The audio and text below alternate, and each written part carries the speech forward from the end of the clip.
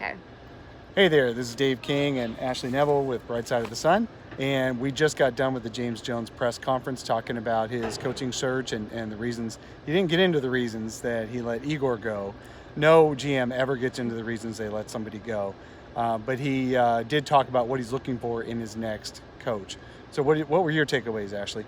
Well, I kind of looked at some of the hints that he drew out, meaning like what he's looking for in the next coach, that I kind of had a feeling that Igor didn't have. And those things were the fact that he was unable to relate to his players. And that was something that we all kind of discussed throughout our group chats throughout the season, is the fact that he wasn't really able to hold his guys accountable. And it's hard as a first-year coach to know when to cross those boundaries, when to tell players that they need to step up. And it kind of put him in a weird situation because he didn't really know all these guys. It was hard for him to have that time to build that chemistry.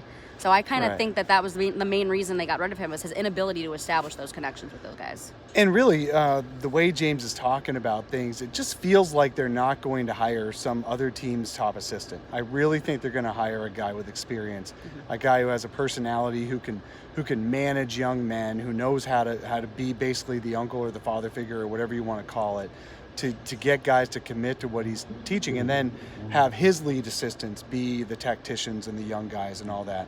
So that's why I think their leading candidate really is Monty Williams, or somebody like that.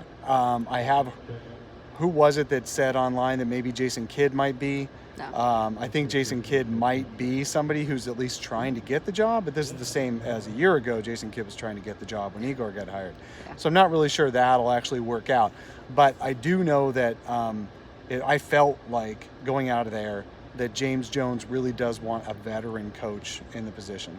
I would think so too. And another thing I found interesting is, we had so many rookies starting this season, and he had mentioned, when he wasn't really talking to the rest of the media, but he did say to us that his ideal situation is obviously to bring some more veteran leaders to the Suns, because last year, they had 4 rookies in rotation. That's obviously not ideal. And I don't think anyone could have coached that. I mean, Igor, 19 wins. In fact, I asked him in the little post off the record scrum if he would ever do 4 rookies again. He said, absolutely not. I would never do 4 rookies in a rotation again. You're putting them against grown men. What I need to have is some grown men on the court. Yeah, no, I think he's been doing a good job. I trust James Jones. And one more thing, another talking point that I did find really interesting is, a lot of people always, isn't it hard to hold the camera up? It is. I do this all the time, but we're almost done. But another thing I found interesting is, there's always speculation amongst people who aren't in the front office roles, saying that Sarver takes control of everything. But James said that these decisions are my decisions, and I do not listen to any outside noise. And ultimately, he was put in this role to make those big decisions. So he went on the record and said that Sarver really didn't really have a say. But to be fair, Ryan McDonough has said the same exact thing, and every GM before him has said the same exact thing. And then we find out later that Sarver said, F you, we're going to sign this guy, or we're going to hire that guy.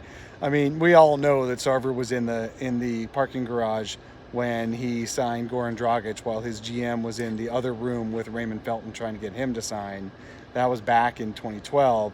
And then we all know that it's been confirmed multiple times that it was Sarver who wanted Mikal Bridges, and Ryan was either going with some other. Well, a lot of people want to attribute him to wanting SGA, Shai Gilgeous-Alexander, but he was also targeting guys like Dante DiVincenzo and guys like that too. So I don't know that Ryan McDonough had a final person he really absolutely wanted in the draft, but we do know that Robert Sarver insisted on it being Mikal Bridges.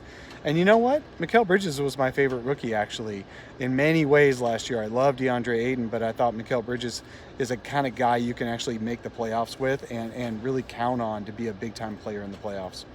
Well, I would definitely agree with that. I mean, coming from Villanova, he had that experience. Right? Yes, exactly. And he was older, too. Too bad they didn't take, Jalen Brunson in the second round? I was sad about that. Yeah. He would have actually made it. He would have been better than the other 2 rookies as rookies. Easily, as a point guard. They might have better careers, but he might have had a better rookie year. I think so. But we will have more for you guys over the next couple of weeks, because we all know the draft's coming up, pre-draft workouts, and they probably will find a coach before then, I would hope. Maybe within the next couple weeks. Yeah, James said the next time we'd see him is when he hires a coach. So we'll be back with you then.